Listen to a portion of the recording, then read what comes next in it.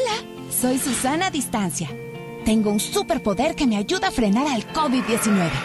Cuando extiendo mis brazos, puedo crear un espacio de 1,5 metros que me mantiene lejos del malvado coronavirus. Esa es la sana distancia. ¿Sabes qué es lo mejor? Que tú también lo tienes.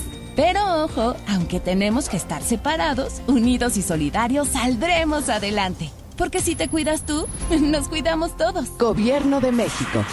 Hemos dicho una y otra vez, y lo debe tener muy claro la población, cuando insistimos, quédate en casa hoy, no mañana, hoy, quédate en casa desde el 23 de marzo y hasta el 30 de abril, es precisamente porque hoy tenemos la oportunidad de disminuir la cantidad de casos.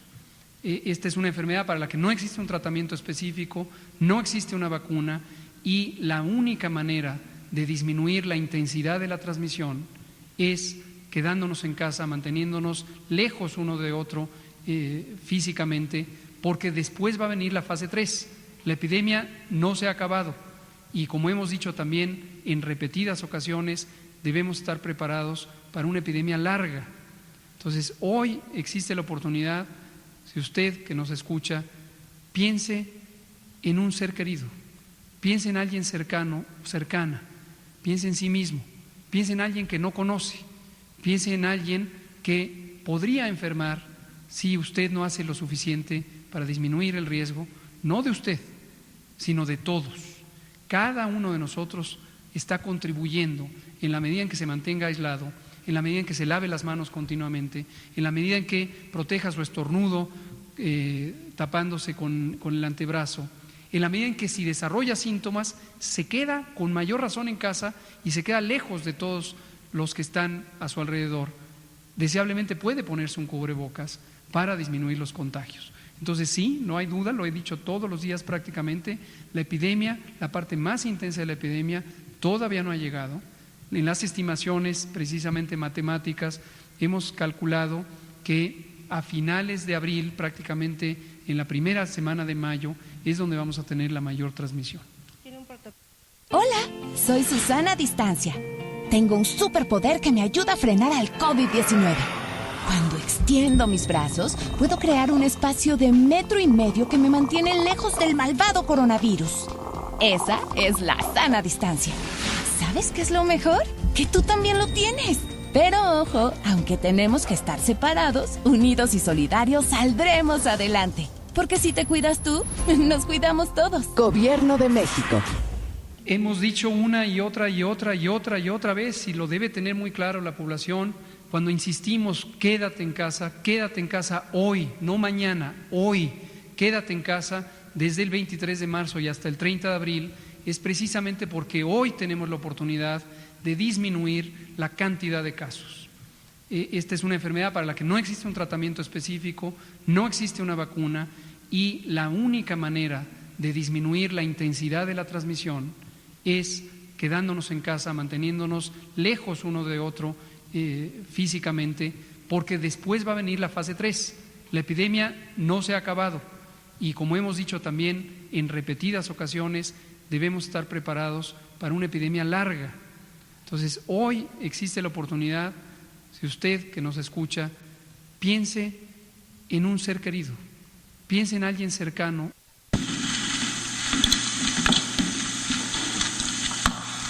Muy bien, pues son las 19:01 horas del miércoles 15 de abril del año 2020. Estamos en la Ciudad de México, este recinto es el Palacio Nacional y vamos a iniciar la conferencia diaria sobre la situación de la pandemia de COVID, la enfermedad causada por el nuevo coronavirus SARS-CoV-2. Hoy nos vamos a enfocar a dos temas, uno el de todos los días, el informe técnico sobre la situación epidemiológica, y segundo, tenemos hoy a una invitada muy apreciada que no había venido en otras ocasiones, excepto por ser parte del grupo técnico científico que ha asesorado la conducción de esta epidemia, y es la doctora Gisela Lara Saldaña. La doctora Lara Saldaña es la directora general o coordinadora general del programa IMSS Bienestar y tiene una amplísima experiencia en este programa, lo ha coordinado por muchos años y nos va a traer yo diría buenas noticias muy interesantes que tienen que ver con preguntas que se han hecho aquí sobre las poblaciones rurales y el riesgo en estas poblaciones rurales, y nos va a comentar, bueno, no me adelanto, ella nos va a comentar cosas muy buenas. Y vamos a empezar entonces. Hoy yo presentaré el informe, me pongo de pie y enseguida le damos la palabra a la doctora Saldaña. Bienvenida. Gracias. Como es costumbre, empezamos con la situación mundial. Tenemos en esta representación gráfica ya acostumbrada la ocurrencia de casos de COVID en el mundo, de acuerdo a los continentes o regiones administrativas de la Organización Mundial de la Salud. Y les recuerdo, este mapa o esta distribución precisamente procede de la información que integra la Organización Mundial de la Salud. Y lo que se ve en las barras de colores es la ocurrencia de casos desde el inicio del año hasta la fecha de hoy, 15 de abril, y está distribuida por estos continentes, y tenemos Europa y América, que son los dos regiones del mundo con la mayor intensidad de transmisión. Tenemos prácticamente 2 millones de casos registrados desde el inicio de la epidemia en todo el mundo, y el 57% de ellos, que corresponde a un poco más de 1 millón, son casos que han ocurrido en las últimas 14 días. Es decir, son personas que padecen COVID y, como es reciente, seguramente contribuyen todavía a la transmisión. Recuerden que este número es importante porque en la medida en que vaya disminuyendo, estamos hablando solamente de los casos históricos, de los casos de las temporadas iniciales de la epidemia, pero en su momento serán menos los que correspondan a los últimos 14 días. Todavía falta varias semanas para llegar a ese punto. En este momento es 57%. Y también la tasa de letalidad, que continúa aumentando. Este aumento de la tasa de letalidad tiene que ver principalmente con dos fenómenos, tanto a nivel mundial como en México.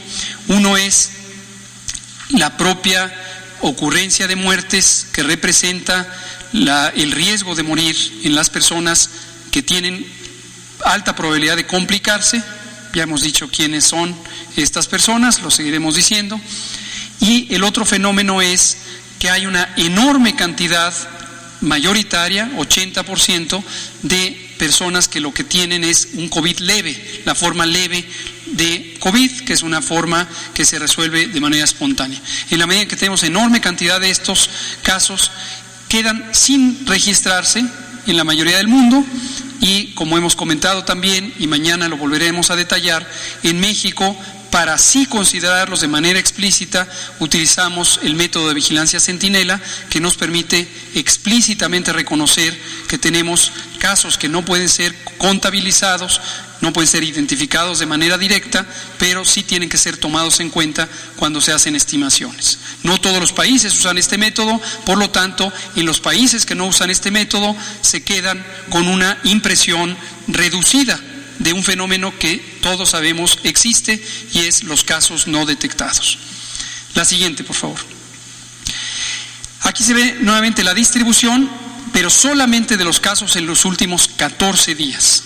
Y esto explica que veamos nuevamente cómo los continentes, estos dos continentes o regiones administrativas de la Organización Mundial de la Salud, están teniendo ya casi igual contribución a la continuidad de la epidemia. La siguiente. En el territorio nacional seguimos viendo la progresión de la epidemia, y hemos dicho, esta epidemia continúa, y continúa cada vez de manera más acelerada. Cada vez de manera más acelerada. Esto quiere decir, cada vez ocurren más casos por día. Y esto se representa también por una dispersión geográfica.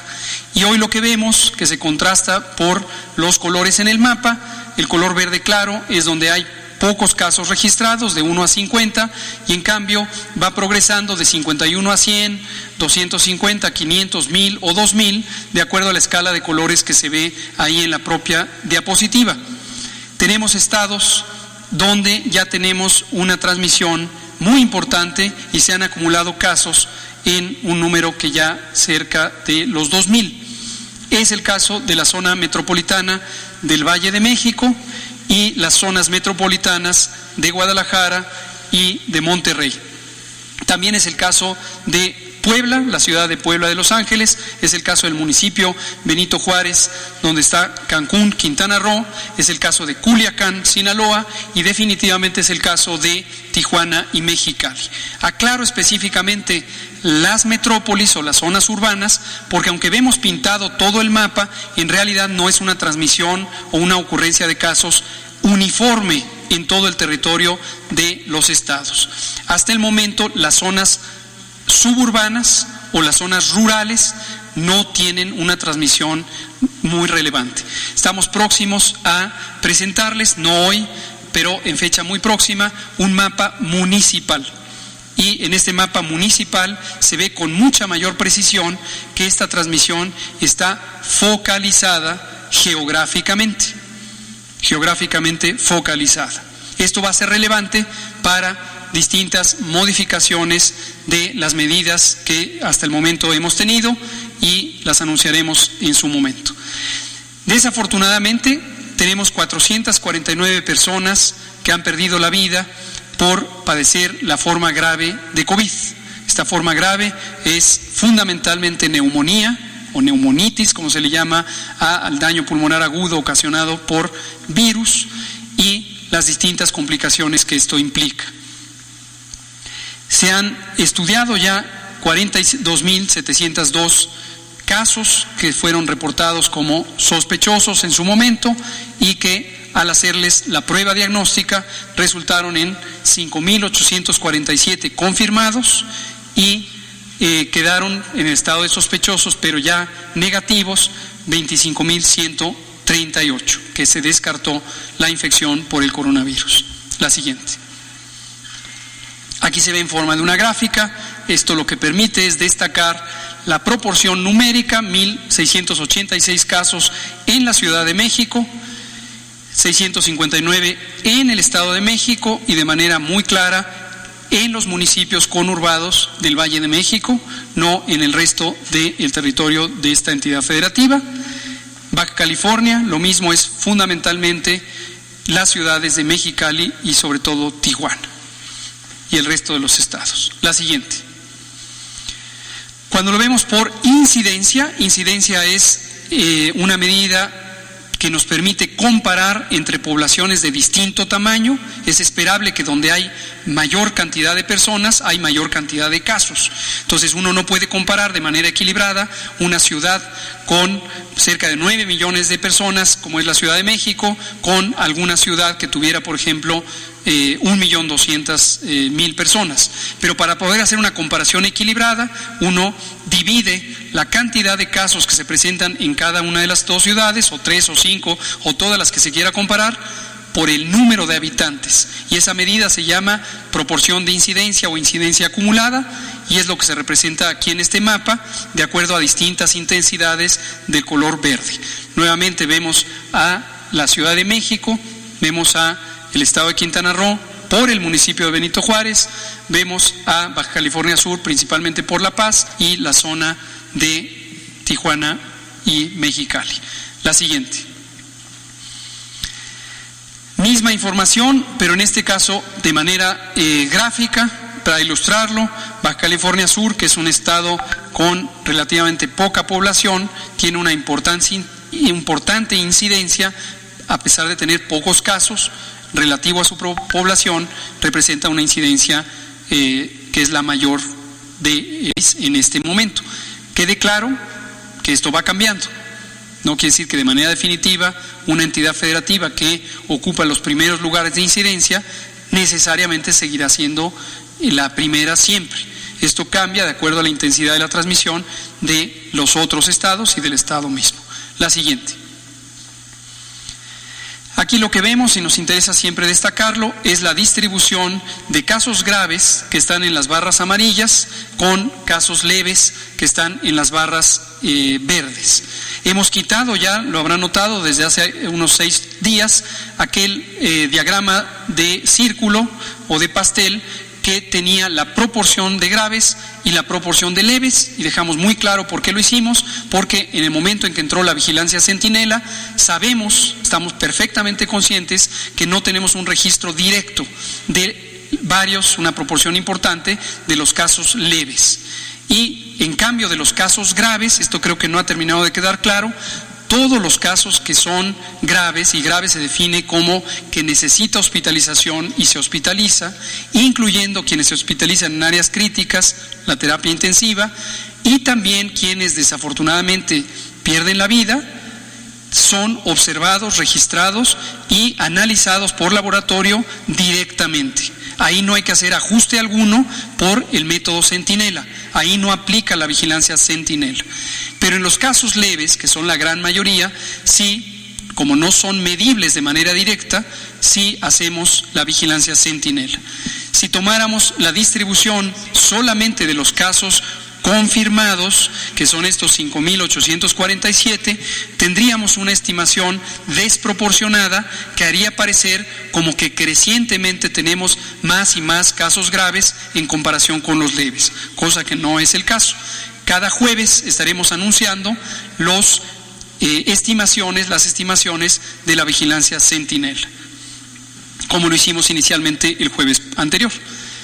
Pero aquí la señal importante es ver cómo en el adulto joven tenemos un predominio de los casos leves, pero en cambio en adulto mayor de 60 años las barras amarillas superan a las barras verdes. Esto quiere decir, tenemos una mayor frecuencia de casos graves comparado con casos leves, aunque también existen casos leves en adultos mayores. La siguiente. Esta es la distribución de los 5.847 casos confirmados, solamente son esos casos, de acuerdo a su estado clínico al momento de la hospitalización. Entonces, al momento de hospitalizarse, 256 personas que estuvieron hospitalizadas en terapia intensiva y también estuvieron con ventilación mecánica, es decir, intubados. Es el estado más grave de esta enfermedad y esto representa 4.4% del total de esos 5.847 casos. La siguiente. Aquí sí incluimos a los sospechosos. Recordar que caso sospechoso es persona de cualquier edad que presenta los síntomas característicos de COVID y desde hace más de 2 semanas ya no es relevante el antecedente de viaje. Ya hay tal circulación en todo el mundo, en todos los países, que no tiene sentido identificar si la persona viajó o no a algún país fuera de México. Y además tenemos suficiente transmisión en México como para que los contagios relevantes ocurran en el territorio nacional. Entonces, la definición de caso de COVID sospechoso es una persona de cualquier edad que tiene los síntomas característicos de COVID, fiebre, dolor de garganta, dolor de cabeza, más uno de otros síntomas accesorios, que son 6, enrojecimiento de los ojos, escurrimiento nasal, etcétera. En los casos sospechosos es donde se hacen los estudios de laboratorio para identificar si se tiene o no infección por el nuevo coronavirus. Quienes son confirmados están aquí y están distribuidos de acuerdo a su estado clínico al momento de la detección. Obviamente la persona puede cambiar su estado clínico, tener enfermedad leve y posteriormente desarrollar una complicación, necesitar hospitalización y, por supuesto, eventualmente, afortunadamente, en una proporción pequeña, llegar a necesitar hospitalización en unidades de cuidado intensivo. Esta es la distribución. La siguiente. Aquí lo que vemos es la parte más lamentable de esta epidemia, que son los fallecimientos, la pérdida de la vida, la muerte. Y lo que vemos es 2 maneras de identificarlo. Una es en estas barras azules, estamos viendo la cantidad de personas que lamentablemente pierden la vida de acuerdo a la fecha en la que esto ocurrió. No necesariamente todos tienen, ayer me preguntaba alguien de ustedes, ¿cuánto tiempo transcurre la enfermedad desde que se presenta como enfermedad grave hasta que ocurre el fallecimiento? En promedio 9 días, en promedio. en México hasta este momento de la epidemia. Esto puede cambiar, cambia de país a país, de acuerdo a muchos factores, y puede cambiar a lo largo de la epidemia. En este momento es en promedio 9 días, con una importante variabilidad. Hay personas que pueden estar 2 meses en la terapia intensiva, salir avante. También hay personas, quiero dejarlo en claro, esto es una buena noticia, también hay personas que, habiendo estado en el estado más crítico, logran salir con bien y recuperarse, ¿no?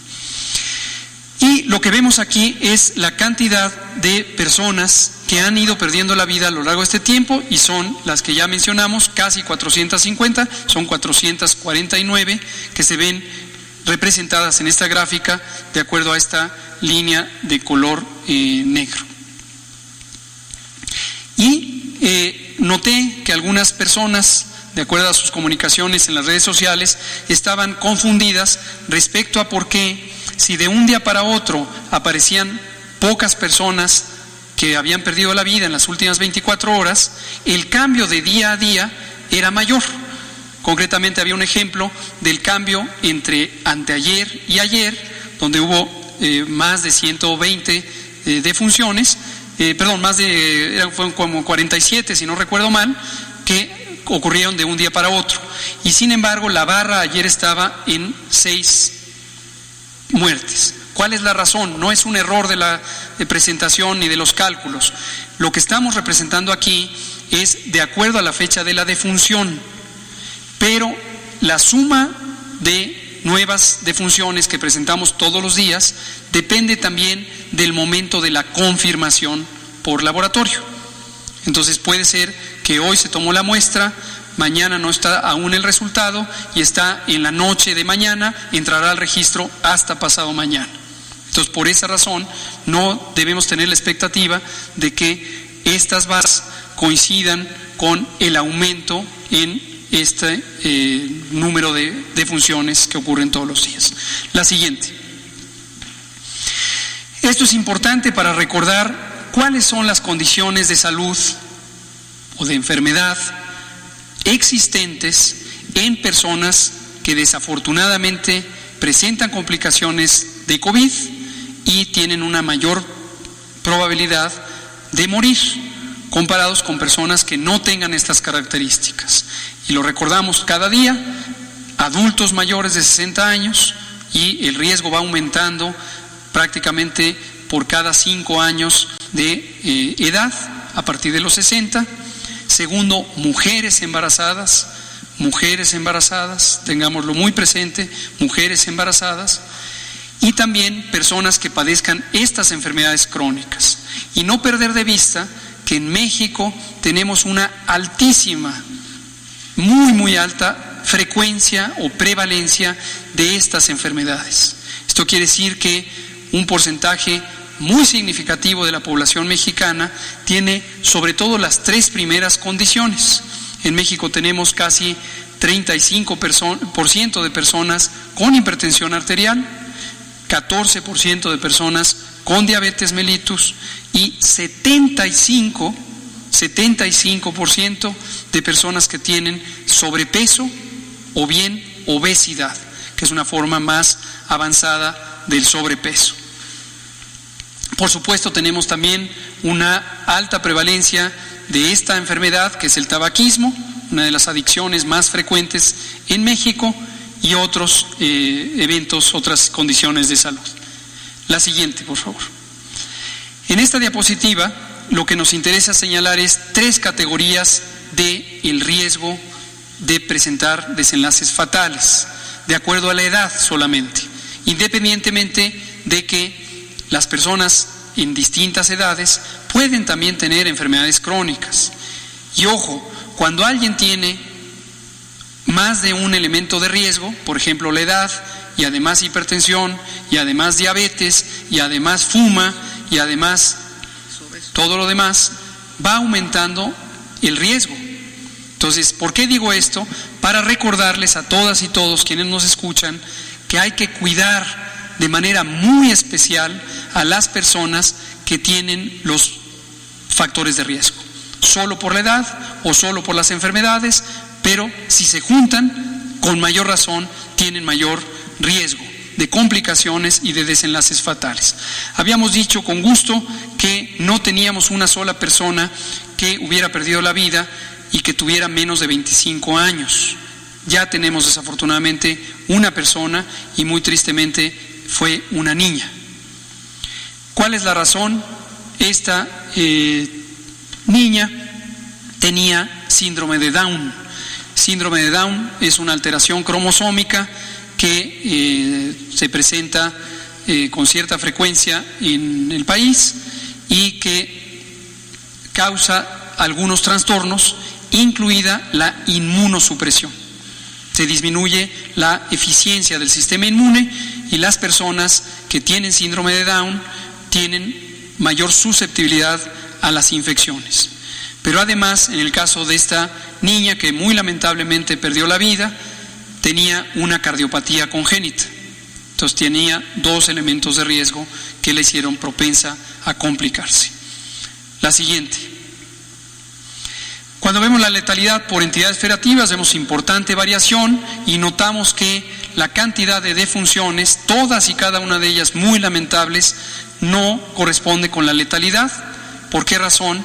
Porque hay poblaciones de distinto tamaño y tenemos estados con poblaciones relativamente más pequeñas que tienen letalidades muy altas. La siguiente. Y aquí es la mortalidad, que también hemos explicado, que se trata de la contribución de COVID a la probabilidad de perder la vida. Y hay muchísimas causas, por cierto, no olvidemos, sin menospreciar la importancia que tiene esta epidemia, que tenemos distintas otras causas de muerte y en México las primeras son enfermedades crónicas. Enfermedad cardíaca crónica o cardiovascular, hipertensión de manera específica, diabetes,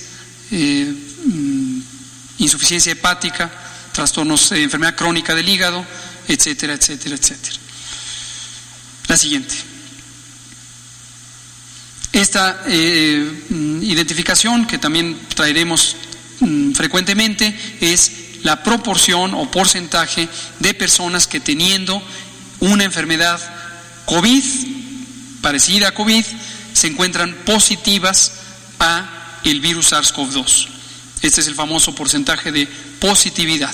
Quiere decir, de cada 100 personas que tienen fiebre, dolor de cabeza, dolor de garganta y uno de los otros síntomas, y se les toma una muestra para identificar si tienen o no infección por el nuevo coronavirus SARS-CoV-2, 13.3% se encuentra que lo tiene. ¿Qué tiene entonces? ¿Cuál es la causa de esa enfermedad en todas las demás personas? Otros virus, algunos se pueden identificar, otros no. Existen cientos de virus respiratorios que pueden dar este tipo de enfermedad. En su momento, uno de los más importantes puede ser el virus influenza. Recién cerramos la temporada de influenza y decimos cerramos porque la frecuencia de esta enfermedad causada por el virus influenza es ya prácticamente cero. La siguiente. Por casi último, tenemos la parte que es una noticia positiva, la seguiremos presentando en tiempo real todos los días, y son las personas que se han recuperado.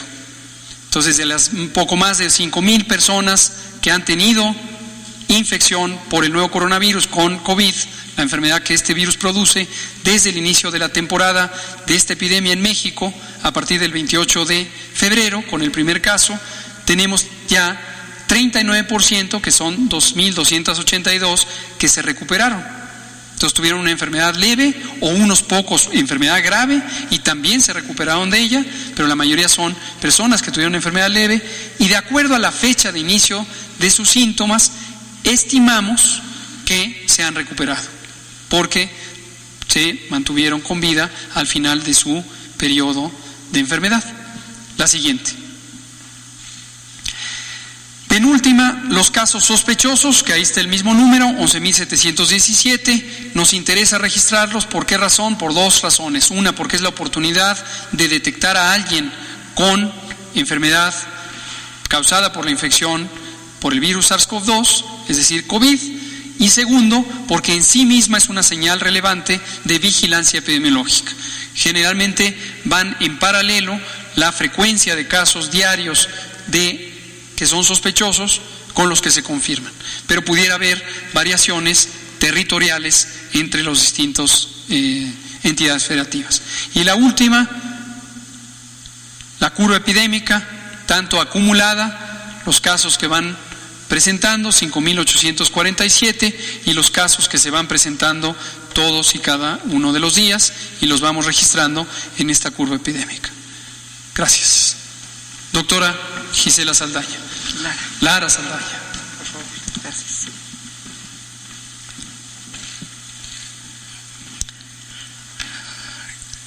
Gracias, doctor. Por favor, ¿me pone la primera? Bien.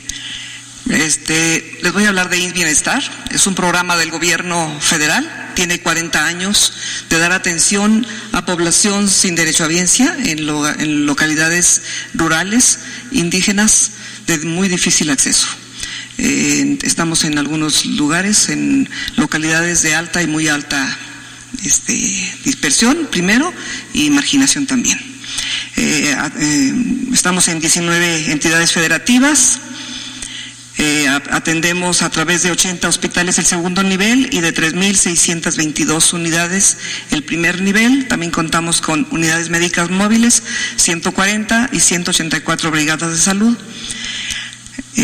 Nuestra población a la que atendemos son 12.300.000 personas, y de esas 4.4 son personas que habitan en localidades indígenas. La que sigue, por favor. Bueno, a partir de que supimos del coronavirus en China, nos dimos a la tarea que de algún modo nos dimos cuenta que iba a llegar a México en algún momento, y el 31 de enero, un mes después, empezamos una estrategia de capacitación a nuestros compañeros trabajadores, tanto los directivos de conducción en la operación como a los médicos y enfermeras, paramédicos, personal administrativo y personal de acción comunitaria. Y empezamos realmente a hacer una capacitación, porque déjenme decirles que en muchos de los lugares no tenemos a veces internet. Entonces teníamos que empezar con mucha anticipación para que cuando nos apareciera en México, nuestros compañeros tuvieran la posibilidad de tener el mayor número de información y la mayor información posible. Les puedo decir que al día de hoy, el personal directivo de conducción, que en total son en promedio 750 personas, el 100% está capacitado. Me refiero a médicos y enfermeras, personal administrativo y 43 personas que son los supervisores de acción comunitaria, porque el programa tiene 43 regiones en lo que está dividido en los 19 estados donde tenemos presencia. Entonces, el personal que dirige, el personal que conduce, el personal que supervisa, el 100% está capacitado. Y del personal operativo que está en los hospitales y en las unidades de primer nivel, llevamos el 96%. Ese 4% que nos falta está aquí, en la parte administrativa. Pero nuestros médicos y nuestras enfermeras, nuestros paramédicos están capacitados, igual que el personal de acción comunitaria, que es el que se encarga de trabajar con la comunidad y orientar a la comunidad. Déjenme decirles que también tenemos 1.075 residentes de las principales, de las troncales, de las especialidades troncales, que están haciendo sus últimos 6 meses antes de ser titulados como especialistas. Están con nosotros en nuestros hospitales y el 100% de ellos están capacitados. Aparte, por su cuenta, 1.533 compañeros entre médicos y enfermeras han tomado el curso en línea que da la OMS OPS. Hemos realizado 9 videoconferencias en donde hemos tocado temas relacionados con cómo atender, qué es el coronavirus, cómo atenderlo, cómo vamos a enfrentar la pandemia, haciendo la estrategia, sobre todo de filtros, para evitar el contagio al interior de los hospitales en el ámbito rural. La que sigue, por favor. Bueno, les decía, hemos dado mucha capacitación también a la parte administrativa, cómo nos tienen que resolver ellos el problema del abasto, cómo distribuirlo oportunamente, cómo llevarlo, haciendo rutas mucho más fáciles y más prácticas, de modo que rápidamente nuestros compañeros en los lugares más lejanos puedan acceder a tener los insumos que ustedes saben no han sido del todo tan fácil conseguirlos. Entonces, cuando una vez los hemos tenido, que sea rápido el que lleguen pronto hasta las localidades más lejanas. Entonces también teníamos que sensibilizar a nuestros compañeros administrativos que su trabajo tenía que ser ahora más rápido para que nuestros compañeros que están directamente atendiendo a la población pudieran tener lo esencial. Bueno, les puedo decir que este es el modelo que nosotros diseñamos para que se pudiera atender la pandemia. A partir del día 1 de abril, los 80 hospitales tienen un filtro. Es una unidad de medicina, de unidad médica móvil, es esta. Tiene 2 consultorios, uno es para el médico, uno es para la enfermera, y nuestro personal de acción comunitaria logró tener de algún modo ayuda con los presidentes municipales para poner una carpa y sillas, de modo que a la entrada del hospital está un promotor de acción comunitaria. Si el paciente que llega va a urgencias, puede pasar a urgencias, si no lleva ningún problema respiratorio. Si la persona que llega al hospital quiere ir a la consulta y no lleva ningún problema respiratorio, pasa a la consulta, ningún problema. Tiene un problema respiratorio, no entra ni a urgencias, ni entra a la consulta externa, va al filtro. Y aquí tenemos a los médicos y a las enfermeras que también capacitamos. Ahorita que les decía que todos estaban capacitados, déjenme decirles que capacitamos a 160 personas, 80 médicos y 80 enfermeras, para que ellos a su vez capacitaran al resto de sus compañeros, porque estos filtros están los 5 turnos: la mañana, vespertino, nocturno A y nocturno B, y jornada acumulada sábados y domingos. Las 24 horas del día funcionan los filtros, de modo que no haya contagio de un paciente que llegue con un problema respiratorio, pase a la consulta externa o pase al servicio de urgencias. Primero pasa al TH.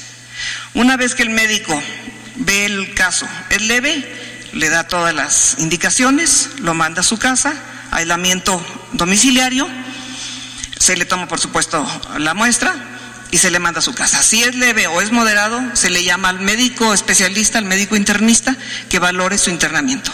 En el caso de ser internado, bueno, pues ya pasa al hospital, pero no va a pasar nunca.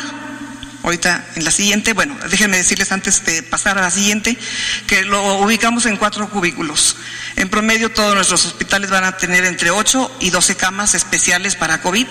Un cubículo es para adultos graves, otro es para pacientes quirúrgicos y de observación, por aquello de que llegara algún paciente que tuviera necesidad de ser operado y aparte tuviera COVID.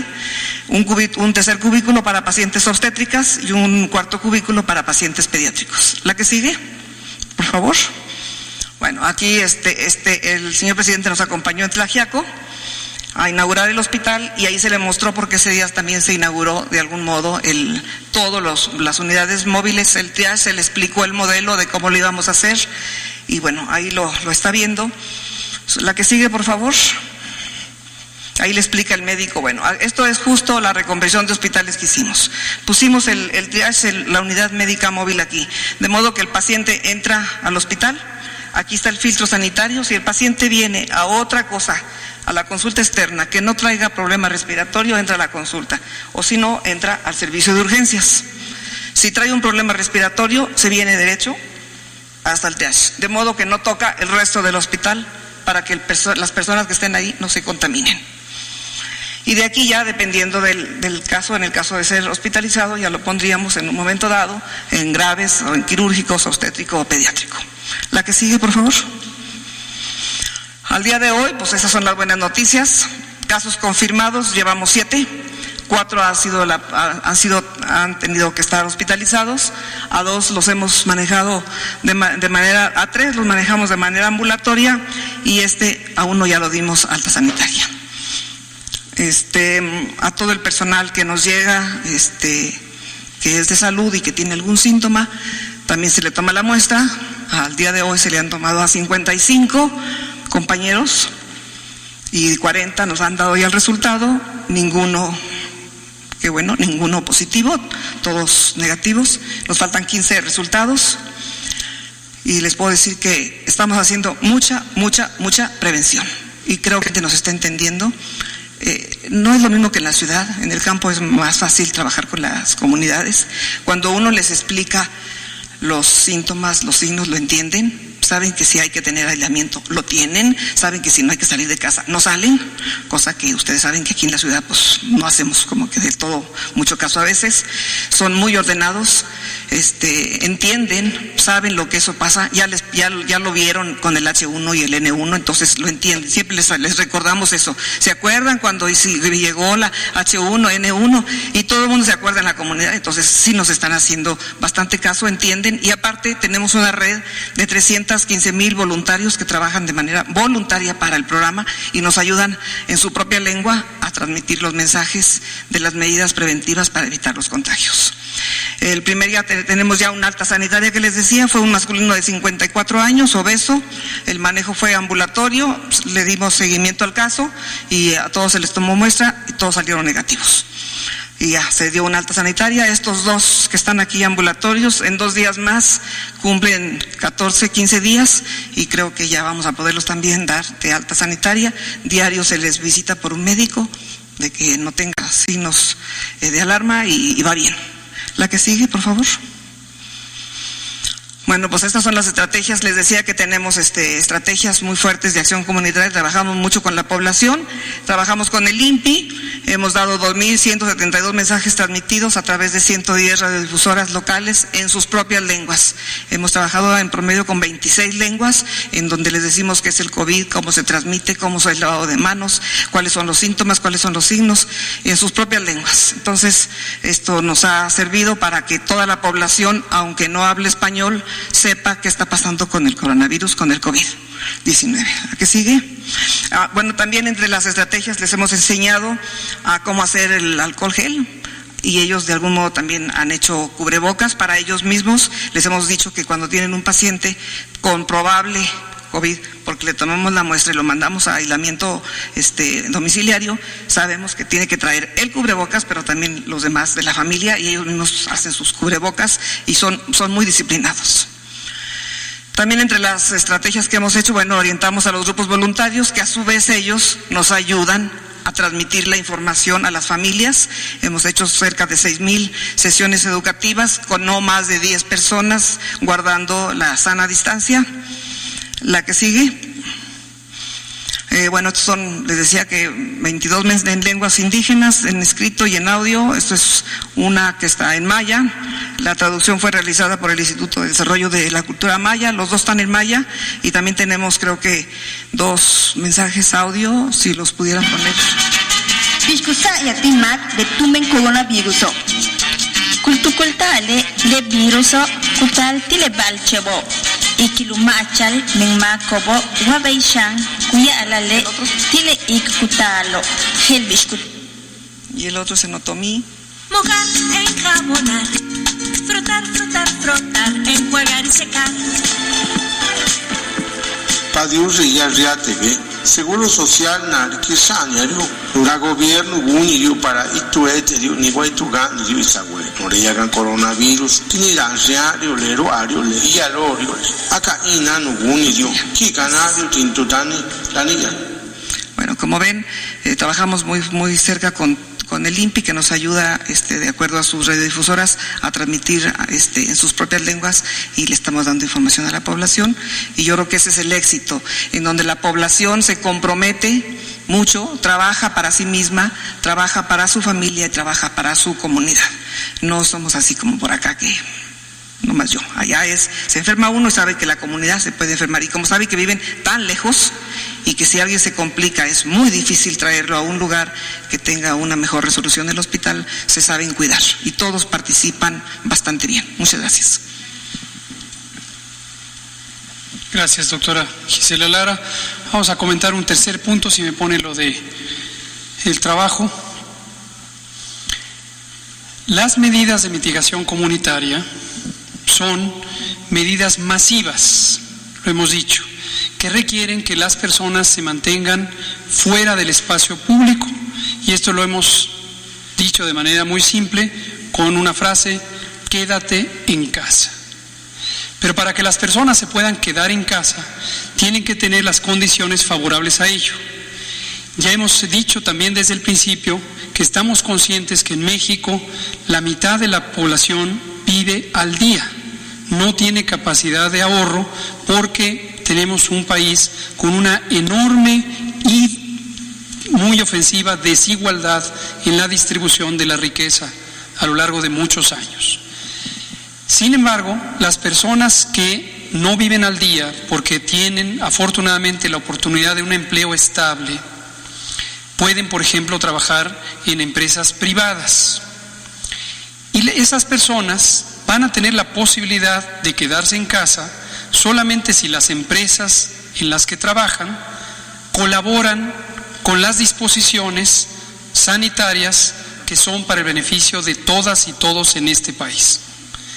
¿Qué está ocurriendo? Que desafortunadamente no hay un cumplimiento adecuado por parte de un número importante de empresas privadas.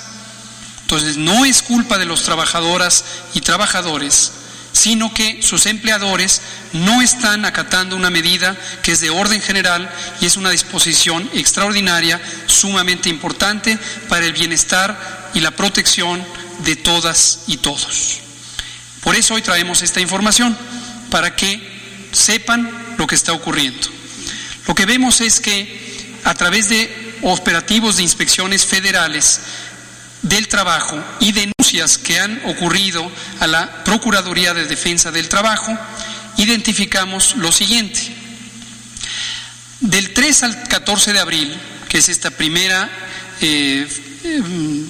bloque de días en donde debería ocurrir la suspensión temporal de toda actividad laboral en los sectores público, privado y social, reservamos actividades esenciales que el propio acuerdo de la Secretaría de Salud indica que no deben suspenderse porque cubren necesidades fundamentales para la sociedad y son 18% del total. Hay 50% de empresas que deberían haber cerrado temporalmente para suspender la actividad laboral y lo hicieron.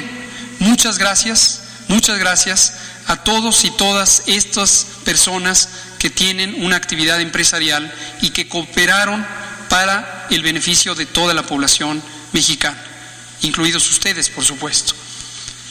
Pero tenemos empresas que no lo hicieron, sin embargo, cuando fueron apercibidas de que tenían que cerrar, cerraron. Gracias, no lo hicieron de primera intención, pero gracias por responder positivamente a las disposiciones de la autoridad. Sin embargo, tenemos 15% de empresas que deberían estar cerradas y no han cerrado. Y lo vemos en forma gráfica en este mapa. Siguiente. Aquí. En una porción muy importante del territorio nacional, ustedes pueden reconocer por la geografía los estados, pero por si no se reconocen de manera directa, aquí están los estados: Jalisco, Estado de México, Michoacán, Veracruz, Nayarit, Puebla, la Ciudad de México, Baja California, Aguascalientes, Hidalgo y Guanajuato. Las zonas industriales del país, allá y acá. ¿Qué quiere decir esto? Que en esos sitios no hay una contribución completa, como se espera, a la reducción de los contagios, porque las personas no se pueden quedar en casa porque están en riesgo de perder su empleo, porque la empresa en la que laboran no está acatando disposiciones generales. Y estos son los sectores a los que corresponden: la industria automotriz, 25%, casi 26%, comercio o distribución de otros productos no esenciales, aquí están algunos ejemplos: la industria textil, la industria maderera y otras actividades como la industria aeroespacial, el maquinado industrial, la celulosa, tabacalera, construcción y otras industrias no esenciales. ¿Qué vamos a hacer? La siguiente. A todas las empresas que se niegan a cerrar, se les levanta un acta de inspección en materia de seguridad y salud en el trabajo. ¿Por qué razón? Porque esto da inicio al proceso de sanción. Y la Secretaría del Trabajo, como autoridad competente en materia laboral, da vista a la autoridad sanitaria para que realice el procedimiento correspondiente a la clausura. ¿Dije clausura? Sí, a la clausura. Y se da vista también al Ministerio Público para que se realice la investigación correspondiente al posible delito, porque aquí estamos hablando de un daño a la salud que puede costar la vida. Lo traemos aquí para que la población lo conozca, para que sepamos lo que no está ocurriendo y debería ocurrir y lo que va a seguir a continuación a partir de ahora. Gracias. Vamos a abrir a preguntas y respuestas. Araceli, usted y usted. Gracias. Por favor. Preguntarle, Araceli de Canal 11, preguntarle si va a haber mañana anuncio de que entramos a la fase 3. Si no es así, ¿qué día de la semana se planea dar este anuncio? Si ya estamos en fase 3 y se va a mencionar como cuando se hizo el cambio a fase 2. Y mi segunda pregunta, si es tan amable, ¿cuál es el procedimiento o bajo qué criterios están repartiendo los insumos que llegan en los aviones? ¿A qué estados primero? ¿A todos por igual? ¿Bajo qué criterio? Si nos explica el procedimiento, muchas gracias. Con mucho gusto. Sobre lo primero, no adelantemos vísperas. Cuando haya una noticia relevante, la daremos a conocer en tiempo y forma.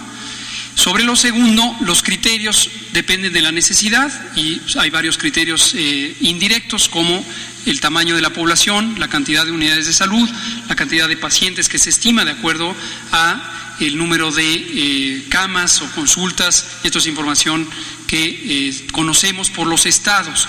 El martes que tuvimos la videoconferencia semanal con los secretarios y secretarias de salud, volvimos a aclarar que en la medida en que haya una correcta vigilancia epidemiológica y se notifiquen adecuadamente los casos sospechosos y los confirmados, esto nos permite saber con mayor precisión cuál es la intensidad de la transmisión de COVID en cada una de las entidades federativas. En la medida en que hay una transmisión importante, tienen la necesidad de mayor cantidad de insumos. Los estados que tienen pocos casos registrados, inferimos que no tienen una intensidad importante de enfermedad. Esto es notificación que producen los estados, que quede claro eso, y en la medida en que nosotros en la federación conozcamos que hay necesidad, por supuesto que se transfieren los insumos correspondientes. Gracias. Por favor. Y por favor. Gracias. Buenas noches, Bianca Aguirre de Notimex TV. Preguntarles sobre la Guardia Nacional. Minutos antes de las 5 de la tarde, pues ya en Twitter ellos lanzaron que ya están saliendo a las calles, en este caso al resguardo de hospitales del IMSS. Esto va a ser esporádico y también acerca de los insumos. Hay hospitales que han hecho manifestaciones. Ayer, por ejemplo, el 1 de octubre, hoy el hospital 20 de noviembre, siguen quejándose de que no dan los insumos todavía. Gracias. Muchas gracias. Sobre la Guardia Nacional no cambia sus atribuciones legales, tiene la obligación de salvaguardar la seguridad pública y ser auxiliar de las distintas corporaciones para hacer cumplir la ley y mantener la paz pública, mantener el orden y lograr la integridad tanto de las instituciones como de las personas. Entonces, donde se necesite, pues se tendrá que acudir en operativos preventivos y esperamos que esto contribuya a mantener la paz. ¿También va a tener en hospitales privados? La Guardia Nacional tiene un mandato genérico para todo el país y no es solamente en instalaciones de salud, en cualquier situación donde se requiera la asistencia para garantizar la seguridad ciudadana. Por favor. Los insumos, justo lo mismo, se van distribuyendo de acuerdo a dónde llegan. Ayer decíamos que es muy útil que haya denuncias, tomamos nota de ellas y se investiga de manera directa cada institución dónde hay un faltante y por qué razón. Gracias. Buenas tardes, compañeras, compañeros. Héctor Latempa, de Puntos Suspensivos Radio, Puntos Suspensivos Comunicación. Doctor, nada más recordarle, el motivo de mi presencia aquí es para dos cosas. Una, la mañanera del 4 de abril, en sábado, fue la primera mañanera, tuve oportunidad de hablarle de un programa acerca del doctor José Antonio Lara Peinado, es un psicoanalista, que está interesado en que conozca el secretario de Salud y usted su programa, que básicamente trabaja con los niños, la violencia y la agresión que viven día con día. Es un trabajo ya comprobado, ya lo habíamos platicado, ya están enterados, pero salieron pronto y ya no tuve oportunidad de entregarles el trabajo metodológico. Bien. Ya tuve oportunidad de estar en la clínica del profesor, no lo conozco todavía yo aún, pero me proporcionaron su libro y me dejó un recado en el libro porque él está trabajando ahorita, da consultas gratis vía telefónica, él está en Hidalgo y ayuda ahorita precisamente para todos los casos de ansiedad, de depresión y todo lo que se está empezando a dar ahorita con los casos de que estamos encerrados y de que esto se va a poner peor. Entonces él pone a sus servicios, me dejó su teléfono también para que se puede poner en contacto con usted y ofrecer gratuitamente. Muchas gracias. Cualquier ayuda es bienvenida. Se lo aprecio mucho. Tengo aquí los documentos. Déjeme el libro, por favor, y lo analizamos. Con mucho gusto. Gracias. Gracias. Por favor, Natalia Vitela. Buenas noches. Tengo varias preguntas, doctor. La primera es saber si el total de pruebas que se han realizado agrupa casos confirmados, casos negativos y casos sospechosos. O sea, son 42,000 pruebas las que se han hecho. Sí, es correcto. ¿El factor de expansión cambia según la entidad? Se lo digo porque el 13 de abril la jefa de gobierno, informó que había 855 casos confirmados, es decir, 6,000 casos, entendiendo el modelo Centinela, y quería saber, da un multiplicador de 7, que es diferente al que había dado. Cambia por entidad porque y cambia en el tiempo también. Si quiere, mañana lo vamos a informar y vamos a abordar detalles de este modelo, pero sí, ahorita definitivamente esta es la respuesta. Cambia por entidad federativa y cambia por en el tiempo. En la fase 3, ¿hasta cuánto podría crecer? ¿Tienen estimación? Es una predicción un poco difícil de hacer, pero lo vamos a estar monitoreando en tiempo real. Dijo que iba a hablar de las muertes, ¿cómo se estimaban? ¿Nos puede explicar? No se hace una estimación, es una contabilización directa, debido a que el 100% de los casos fatales son analizados. Perdón, ya nada más, que cambia en la fase 3, además de esto que nos acaba de decir. Cuando anunciemos la fase 3 lo explicaremos. Por favor. Hola, Ernestina Álvarez de MBC. Quería ver si ha tenido contacto con algunos gobernadores, sobre todo de Acción Nacional, quienes a través de sus redes sociales han denunciado que estos insumos que les llevaron de personal médico pues es de mala calidad. Incluso ellos han puesto algunas fotos donde estas batas son completamente transparentes. Saber si hubo un error o qué ha pasado con esto, tomando en cuenta que estos gobernadores señalaron que van a regresar los insumos al gobierno federal. Gracias. ¿Cómo no? Vi esto que me platica de las redes sociales. Lo que hay no es ningún error, es un problema de comunicación. Se especificó cuando se mandaron estos insumos, estas batas transparentes, por si usted se las encuentra en algún medio de información o en las redes sociales, no tienen un uso clínico. No tienen. Si nos están escuchando estos respetabilísimos gobernadores con quienes hemos tenido múltiples conversaciones de otros temas, lo que les recuerdo es estas batas transparentes y los insumos que circularon ustedes fotos no tienen una indicación de uso clínico, es decir, no son para médicos y enfermeras que están en las unidades de salud, precisamente porque son de un material muy delgado. Esto no es tampoco, que quede muy claro, lo que se compró en China. Aunque son de fabricación china, no es lo que vino en los aviones por compra. Esto fue un donativo, así como hemos tenido muchísimos. Y lo que se pretende es tener una bata de uso muy simple para el personal comunitario que tiene un riesgo de exposición muy bajo. Por ejemplo, quien está en la puerta de una dependencia pública haciendo los filtros sanitarios, tomando la temperatura, puede usar este tipo de equipamiento. Muchas gracias. Vamos a dar lugar a la última pregunta, a una mujer, nos queda 1 minuto y medio.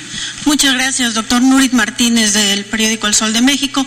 Preguntarle, de estas localidades capitales que usted ya habla, que están en una condición pues muy por delante del resto del país, podríamos decir ya que son los focos rojos. Ayer hablaba usted de una fase 3, prácticamente los hechos en estos lugares. Y la otra, respecto a la última pregunta de mi compañera, nada más para precisar, ¿hay una confrontación con los gobernadores por la calidad de los insumos?